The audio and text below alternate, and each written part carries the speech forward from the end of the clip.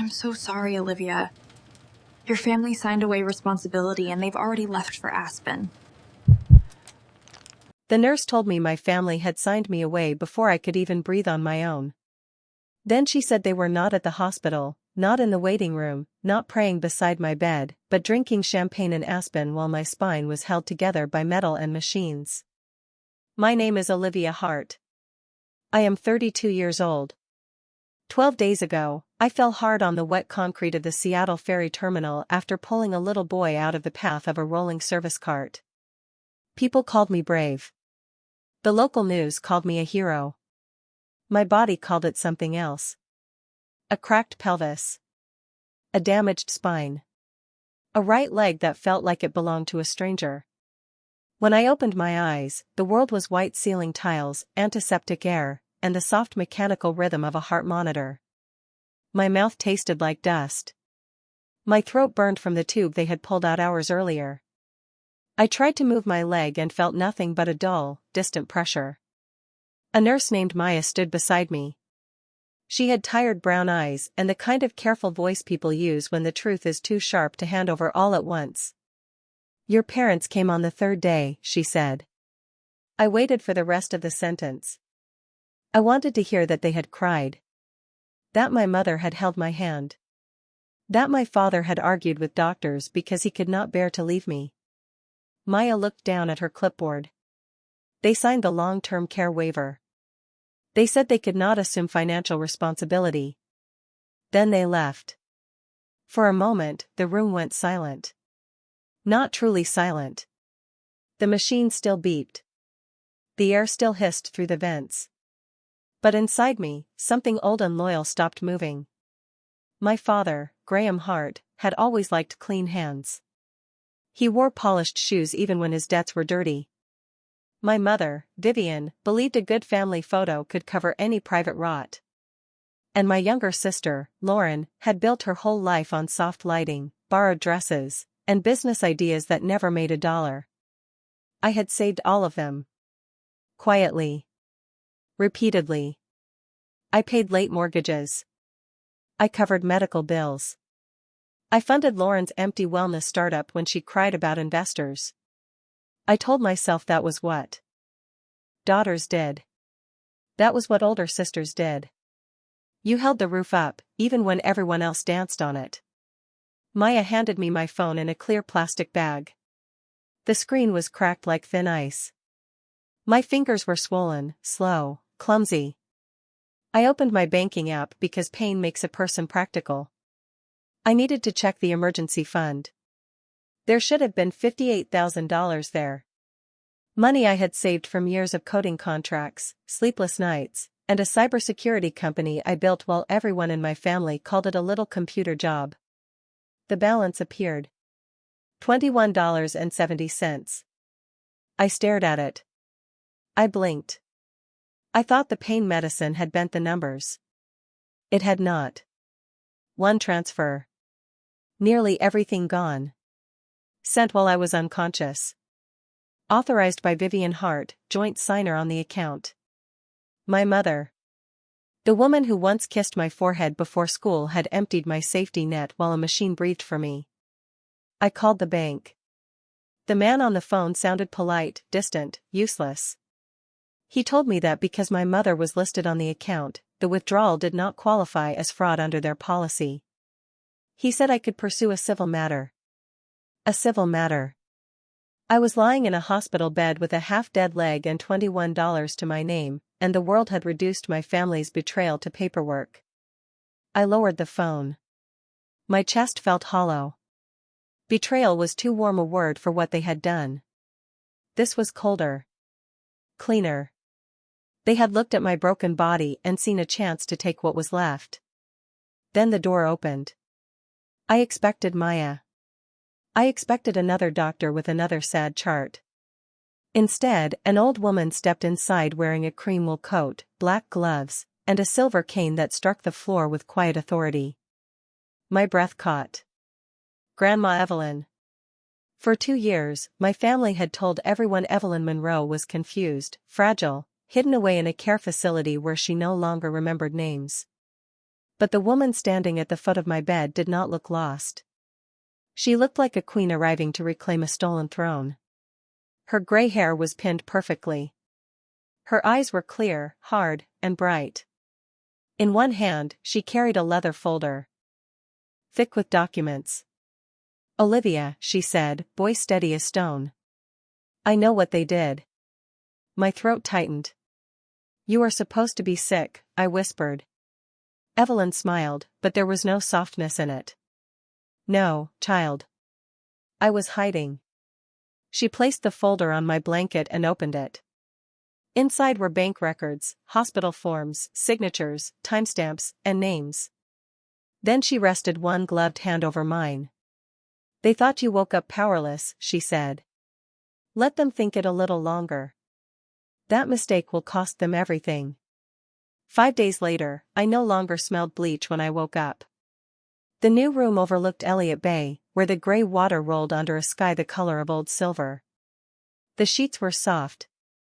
The curtains were thick. A private nurse checked my medication without rushing. A security guard sat outside my door with a tablet, a dark suit, and the calm face of a man who did not need to raise his voice to be obeyed. Grandma Evelyn had not just moved me. She had removed me from the battlefield. On the night she walked into my hospital room, she opened the leather folder and laid out my family's betrayal with the patience of a judge reading a sentence. There was the long-term care waiver, signed by Graham and Olivia Hart while I was still unconscious. There was the hospital billing note, where my father had clearly stated that he and my mother would not be financially responsible for future care. There was the bank transfer, nearly $58,000 drained from my emergency account. And then there was one more page. A transfer confirmation to Lumawell Ventures, Lauren's company. I stared at the name until the letters blurred. Lumawell was not a company. It was a rented office, a pastel logo, and my sister sitting in front of a ring light telling strangers she was changing the future of mental wellness. There was no product. No working app. No real customers. Just Lauren's soft voice, expensive candles, and a website full of empty promises. "They used my money for that?" I asked. Evelyn's jaw tightened. "Not just your money," she said. "Your name." She handed me another document. It was an investor presentation for Lumawell. My photograph appeared on the second page. Taken from an old conference website. Beneath it were the words, "Olivia Hart, Cybersecurity Advisor." My injured hand trembled. I had never agreed to that. I had never advised Lauren on anything except paying her rent on time and not lying to people who trusted her. Evelyn watched me carefully. For the first time, I saw anger in her eyes, not loud anger, not reckless anger, but the old, disciplined kind that had waited years for the right door to open. "Your father told people I was losing my mind because I stopped giving him money," she said. "He tried to make me look weak so one day he could control what I built. But I built my life by reading men like Graham before they finished their first lie." She opened the final section of the folder. The paper was heavy, cream-colored, stamped with a raised seal. The Monroe Family Irrevocable Trust. My name sat in the center of the page. Sole primary beneficiary. I looked at the words as if they belonged to someone else. "Grandma," I whispered. $6 million, Evelyn said. Technology holdings, municipal bonds, and a commercial building in Bellevue. I transferred control 3 days ago. It is protected. Your father cannot touch it. Your mother cannot cry her way into it. Lauren cannot brand it, borrow against it, or use it as a backdrop for another fake dream. For a second, I forgot the pain in my spine. $6 million. An hour earlier, I had $21.70. Now there was enough power in that folder to change the temperature of every room my family entered. But Evelyn did not smile. "Money is not revenge, Olivia. Money is a wall. You build it high enough so the people who hurt you cannot climb back in." The next morning, Graham, Vivian, and Lauren returned from Aspen. I knew because Maya called Evelyn from the old hospital. My family had arrived dragging designer luggage, sunburned and polished from vacation. Lauren had her phone out, recording herself in the lobby, whispering to her followers about rushing back to her poor sister. They still thought I was upstairs, helpless and afraid. They still thought the missing money was hidden. At the front desk, my father demanded to see me. He used the same voice he used with waiters, mechanics, and anyone he considered beneath him. My mother held a tissue to her lips. Lauren angled her camera so her face caught the best light. Then Maya looked up and said, "Miss Hart has been discharged to private care. You are not authorized visitors." The recording stopped. By the time Evelyn wheeled me into the outpatient corridor for my first therapy evaluation, they were still standing there, stunned and angry. Graham saw me first. His eyes moved from my brace to my cashmere wrap, then to the guard behind my chair. "Olivia," he said, suddenly gentle. "Sweetheart, we were so worried." I reached into the pocket of my blanket and pulled out the transfer record. "Nearly $58,000, I said. Vivian's face collapsed. Lauren went pale. I did not shout. I did not cry. I simply held the paper up between us. "You left me with $21.70, I said. "I hope Aspen was beautiful." No one answered. For the first time in my life, they looked at me and saw not the daughter who would fix everything, but the woman who had finally stopped paying for their sins. Evelyn touched my shoulder. "Therapy," she said softly. I turned my chair away. Behind me, my family stood frozen in the clean hospital light, surrounded by strangers, stripped of every performance except silence. The first thing I learned in physical therapy was that pain has a language. It whispers at first. A tightness in the hip. A burn behind the knee. A small warning from the spine. Then it sharpens, climbs, and becomes a white-hot command telling you to stop. Every morning, I gripped the parallel bars inside the private rehabilitation center and listened to my body beg me to quit. I did not quit. My right foot dragged across the padded floor 1 inch at a time. My therapist, Daniel, stood beside me with both hands ready but not touching. He understood something my family never had. Help is not the same as control. He let me struggle. He let me shake. He let me earn every step. Grandma Evelyn sat in the corner, reading legal notes through narrow glasses. She never clapped. She never softened the truth. When I made it from one end of the bars to the other, she simply looked up and said, "Good. Again." That was love in her language. On the 4th morning, a man named Adrian Cole arrived at the rehabilitation center. He wore a charcoal coat, carried a brown leather case, and had the calm expression of someone who had ruined powerful people without ever raising his voice. Evelyn introduced him as her attorney. I expected sympathy. Adrian offered strategy. "We have traced the funds," he said, placing documents on the small table beside my recovery chair. "Your emergency account was emptied while you were unconscious. The money was sent to Lumawell Ventures. But that is only the surface. Only the surface." Those words settled into my chest like cold rain. Adrian opened the first folder. It showed a login record from Lauren's office computer. My username. My saved password. A security code sent to my mother's phone. The transfer completed while I was still listed in critical condition. "Vivian gave her the code," I said. Adrian nodded. "And Lauren used her identity to finalize the transfer." My mother had not simply withdrawn money from a joint account. My sister had stepped into my name while I lay silent beneath tubes and wires. She had worn my identity like a borrowed coat. Then Adrian opened the second folder. This was worse. It was Lumawell's investor deck. Soft colors. Clean fonts. A smiling photo of Lauren in a white blazer. And beneath the section called Advisory Team, there was my face. Olivia Hart. Cybersecurity Advisor. Co-architect of Platform Safety. I stared at the page. The room tilted slightly. I was not an advisor. I had never touched Lauren's empty little company. I had told her months ago that her privacy policy looked copied from a grocery delivery app and that no serious investor would trust it. She had cried. My father had called me jealous.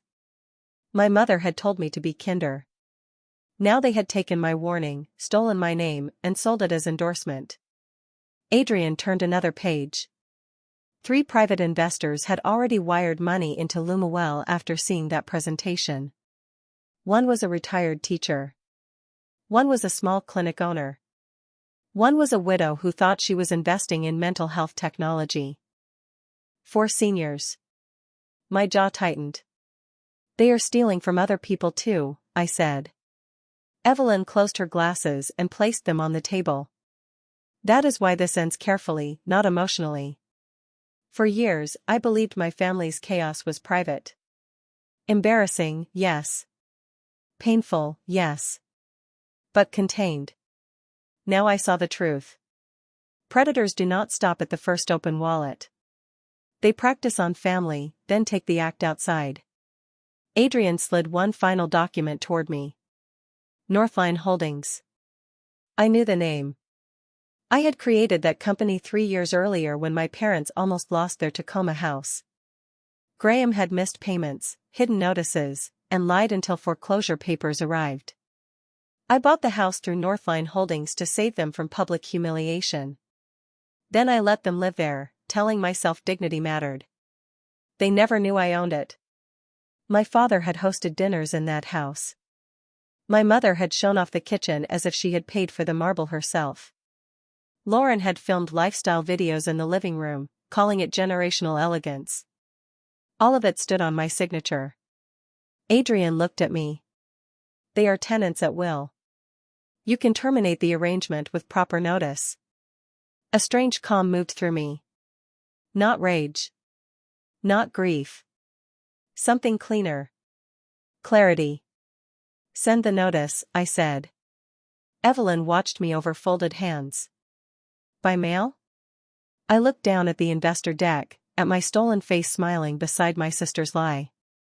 No, I said. In person. 2 days later, Graham Hart stood on a small stage at a Lumawell investor breakfast, speaking about family values, healing, and trust. He wore a blue suit he could not afford and smiled at people whose money he hoped to trap. At exactly 9:30 in the morning, a process server walked through the room, placed a cream envelope into his hands, and said, "You have been served." My father opened it in front of everyone. 30-day notice to vacate. The property owner was Northline Holdings. His face drained of color as he understood. The daughter he abandoned had owned the ground beneath him all along. By Friday evening, the city lights of Seattle looked like 1,000 cold eyes watching from behind rain-streaked glass. The Meridian Room sat on the top floor of an old hotel near the waterfront, the kind of place where rich people lowered their voices and poor people were expected to feel grateful just to walk through the door. I arrived before my family. Marcus, the security guard Evelyn had hired, helped me from the transport vehicle into my wheelchair. My right leg was braced, my spine ached, and every small movement reminded me that survival is not clean. It is work. It is sweat. It is pain swallowed quietly. I had reserved the private glass room. From inside, I could see the entire restaurant. Businessmen leaned over wine. Couples smiled under amber lamps. Waiters moved like shadows carrying silver trays. The glass walls made the room visible to everyone, but soundproofed it completely. My family loved audiences. They loved performance. Tonight, I gave them a stage with no microphone. On the table in front of me lay one leather folder. Inside were the hospital waiver, the bank transfer record, the login report from Lauren's office, the investor deck with my stolen name, and a criminal complaint drafted by Adrian Cole. It only needed my signature. At exactly 8 in the evening, the glass door opened.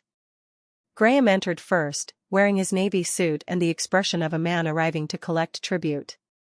Vivian came behind him, pale and careful, clutching a small purse against her ribs. Lauren came last, glowing with fresh makeup, soft curls, and a cream-colored dress that made her look gentle from a distance. She placed her phone against a water glass before she even sat down. I saw the tiny green light blink. She was recording. Of course she was. Graham sat across from me and smiled with false sadness. "Olivia," he said, "we are relieved you finally agreed to talk like family." Family. The word landed between us like a dirty coin. Vivian dabbed at the corner of her eye. "Honey," she whispered, "we know you are frightened. Trauma changes people. We forget the things you have done since the accident." I looked at her face. The face that had bent over my childhood bed when I had fevers. The face that had looked away while my money vanished. She was still beautiful in the way old photographs are beautiful. But the warmth was gone. Or maybe I had only imagined it. Graham slid a document across the table. "Durable power of attorney. You need rest," he said. "Let us handle the trust until your mind and body recover. Lauren understands digital business. Your mother and I understand family. We will cancel this ugly housing notice and bring you home." Lauren leaned toward me, voice soft for the camera. "I just want my sister back." For one heartbeat, I almost laughed. Then I opened the folder. The first page I placed on the table was the hospital waiver. "This is what you signed while I was unconscious," I said. Graham's smile stiffened. The second page was the bank transfer. "This is what happened 2 days later." Vivian stopped breathing. The third page was the login record. "This shows Lauren used my saved credentials from the Lumawell office, with the verification code sent to Mom's phone." Lauren's hand moved toward her phone. "Leave it," I said. My voice was not loud, but it cut clean through the room. Her fingers froze. I placed the investor deck on the table, turning the page so the camera could see my face printed beside the words Cybersecurity Advisor. "You did not just steal my money," I said. "You sold my name while I was lying in intensive care." Graham slapped his palm on the table. The silverware jumped. "Enough. You are confused. We were protecting family assets." "No," I said. "You were protecting your lies." Then I placed the final document down. The criminal complaint. Adrian wrote it under sections covering identity misuse, electronic transfer fraud, and investor deception. If I sign this, the police do not treat it as a family misunderstanding. They treat it as a financial crime. Lauren's face changed first. The softness vanished. Her eyes widened, sharp and animal-like. "Dad told me to do it," she blurted. Graham turned on her. "Be quiet." "No," Lauren cried. "I am not going to prison because you said she might never wake up." The room went still. Vivian let out a broken sound. Lauren kept talking, faster now, panic tearing the polish from her voice. She said Graham told her my accounts would freeze if I died. He told her to move the money into Lumawell before the courts got involved. He told Vivian to give the code. He told everyone I owed them. Graham stood so fast his chair scraped backward. "You begged me for that money," he shouted. "You needed the office. You needed investors. You needed Olivia's name because yours was worthless." Outside the glass, heads began turning. Diners could not hear the words, but they could see the Hart family breaking apart like a cracked vase. Vivian covered her ears. Lauren reached for her phone and finally saw the screen. The livestream comments were moving too fast to read. Her audience had heard everything. Her own camera had become the witness. Then the glass door opened again. Evelyn Monroe stepped inside wearing a black coat and pearl earrings, her silver cane striking the floor once. Graham froze. "Mother," he whispered. Evelyn looked at him as if he were a failed investment. "I have been sitting in the corner booth for the past hour," she said. "I watched you try to steal from an injured woman twice." She placed a sealed envelope on the table. "The trust contains a no contest clause. By attempting to coerce Olivia and misuse her assets, you have triggered it.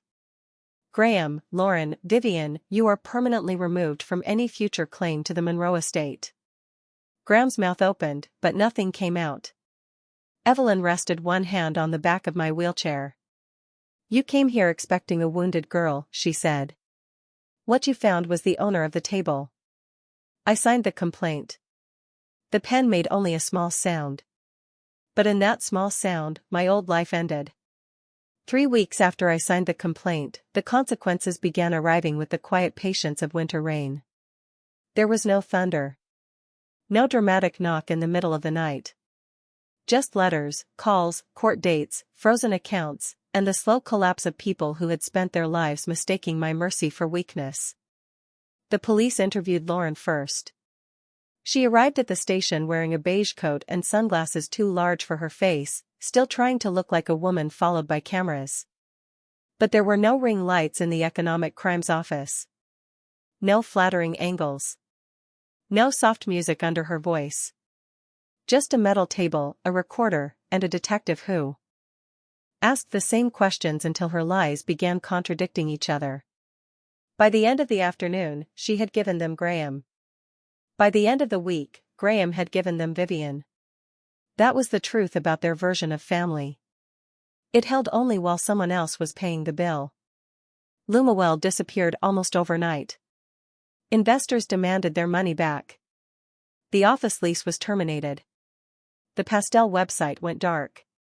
Lauren posted one final video, her face swollen from crying, asking people to wait for the full story. But the full story had already been told by her own livestream at the Meridian Room. Clips of her confession moved across the internet faster than she could delete comments.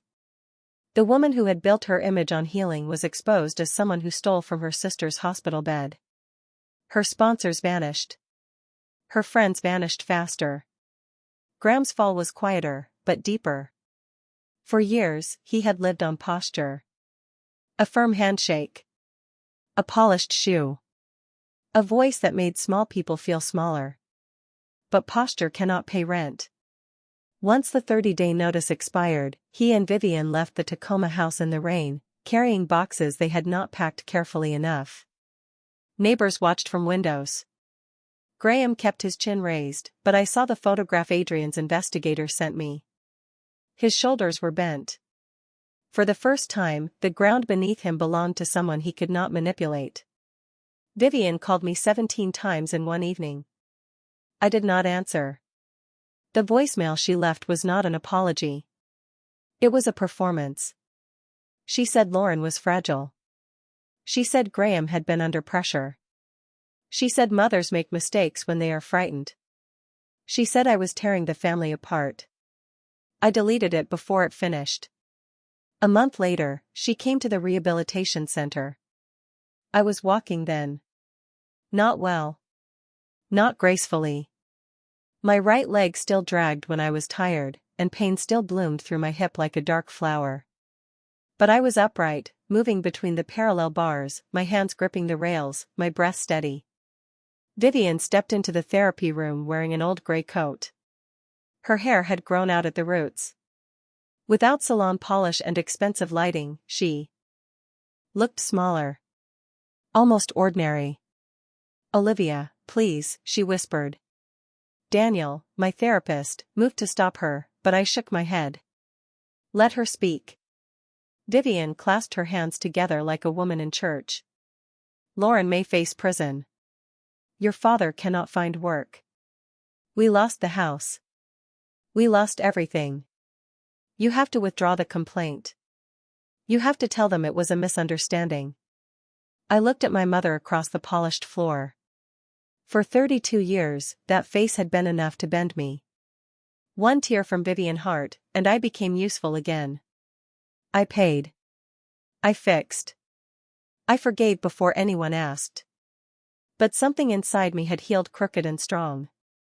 No, I said. Her mouth trembled. We are your family. I stepped away from the parallel bars. My legs shook, but it held. I stood in front of her with sweat on my neck and steel in my spine. You stopped being my family when you signed that waiver, I said. You stopped being my mother when you gave Lauren the code to empty my account. Do not come to my clinic again. Do not come to my home. Do not call me. The next document you receive from me will be a restraining order. Vivian stared at me as if I had spoken a language she had never learned. Boundaries. She left without another word. 6 months after the accident, I stood on the balcony of my new home overlooking Puget Sound. Evelyn sat below in the garden, wrapped in a blue shawl, reading the financial section with a cup of black coffee beside her. The world had called her confused. My family had called me helpless. They were wrong about both of us. My company survived. Then it grew. Clients who saw the Meridian Room video did not see a broken woman. They saw someone who could sit in the center of a storm and read the numbers without blinking. New contracts came. Better contracts. I hired people who respected silence, precision, and loyalty. Evelyn and I created a foundation for victims of family financial abuse. Our first client was a retired nurse whose nephew had stolen her pension checks. When she cried in my office, I did not tell her to forgive him. I handed her a lawyer. That is what survival taught me. Family is not blood that drains you dry and calls the wound love. Family is the hand that stays when the machines beep. Family is the voice that says, get up, not because it is easy, but because you are not finished yet. My name is Olivia Hart. They left me with $21.70. They thought that was the end of me.